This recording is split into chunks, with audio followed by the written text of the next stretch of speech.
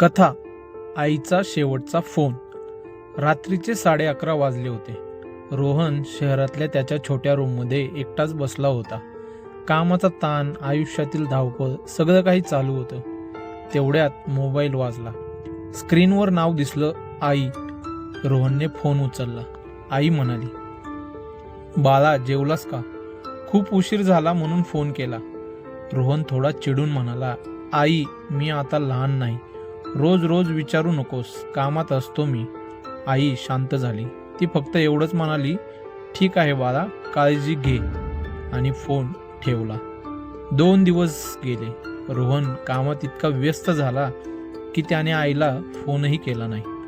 3ऱ्या दिवशी गावाहून फोन आला. त्या बाजूने आवाज थरथरत होता, रोहन, रोहन, तुझी आई आता आपल्यात राहिली नाही. तो क्षण रोहनच्या आयुष्यातील सर्वात मोठा धक्का होता. तो गावाला पोहोचला. घरात शांतता होती. आईचा फोटो समोर ठेवलेला, बाजूला दिवा पेटलेला. रोहनच्या डोळ्यातून अश्रू वाहू लागले.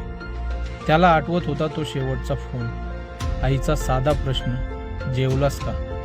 त्या दिवशी त्याला समजलं, आईचा फोन कधी त्रास देण्यासाठी नसतात, ते फक्त प्रेमाने विचारलेले असतात. मित्रांनो, कथेचा संदेश एकच आहे, ज्यांना आपण गृहीत धरतो तेच लोक आयुष्यात सर्वात महत्त्वाचे असतात.